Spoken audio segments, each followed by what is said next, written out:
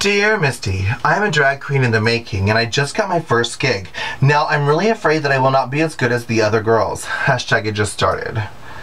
I have no way to invest on things or money such as drag as they do, hair, shoes, and outfits. It's hard to start small when you see all the queens doing what they do. What do I do? Alright, so obviously, you're not going to be as good as them when you first start.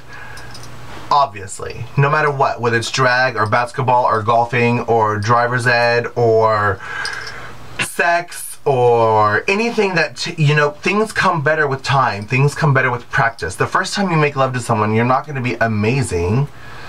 But after you do it a couple times, you're kind of like, oh, I know what he likes. I know what this is. I know what's going to happen. Same with drag. Same with basketball. You could watch basketball games every day for your entire life, but until you play basketball, you're not going to get it. You could practice drag at home all the time, but until you actually get on stage and perform for a live audience, it's going to be completely different. So, hashtag obvious. No, you're not going to be as good as these other girls. But now we're talking about your financial situation. You can't invest as much as these other girls, like wardrobe, hair, makeup, shoes, and things. Alright, so what are your strengths as an entertainer? And I'm going to say this because when I first started doing drag, I felt very much like you. A lot of the other girls, and I could identify you with your situation when I first started doing drag. I could not afford a lot of the things that these other girls could afford, and I didn't have a benefactor to give me the, you know, hair and makeup and wigs and shoes and dresses. So what you're gonna have to do is find out your strengths. What are you amazing at? What are you the best at? What can you be the best you? And focus on that. If every drag queen danced the same way, if every drag queen did the same song, if every drag queen wore their hair and makeup the same, it would be a very boring show. Some drag queens will do splits and kicks. Some drag queens will stand and model. Some drag queens will whatever. Like, you have to be you. Don't worry about everybody else. Be the best you that you can be. For me, when I first started doing drag, I kind of had the upper hand in makeup. I had been a makeup artist for 10 years before I started doing drag. And I kind of was like, I know what I'm doing.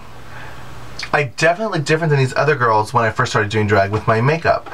So I perfected that skill very quickly and was like, hey, and I would show up to these, you know, amateur shows or these talent bookings or benefits, and people are like, bitch, you painted for war, like, you did not play. And at the same token, I did hair for many years before I started drag, so I kind of knew what I was doing with that too. So even though I did not have the jewelry, and I did not have the shoes, and I did not have the dresses when I first started, I definitely had hair and makeup. Also, I sung for many years in the church, in the choirs, in contests. My lip sync was above average when I first started. So I took my lip sync, my hair, and my makeup and I ran with it. Even if I wore the same dress every show, I gave a very good show, the very best show that I could possibly give.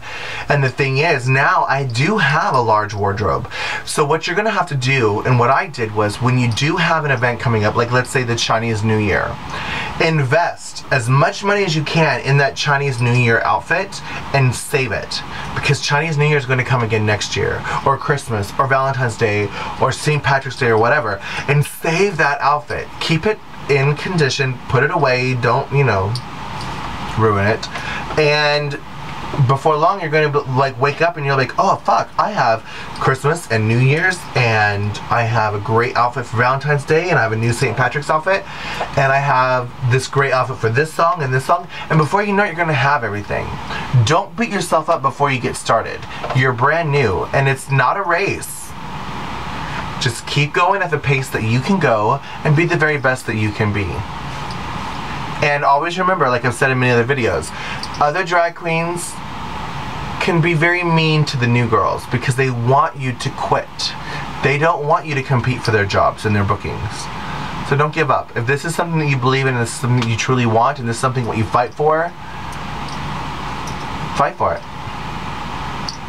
Wishing you lots of luck. Loving you, Zizi.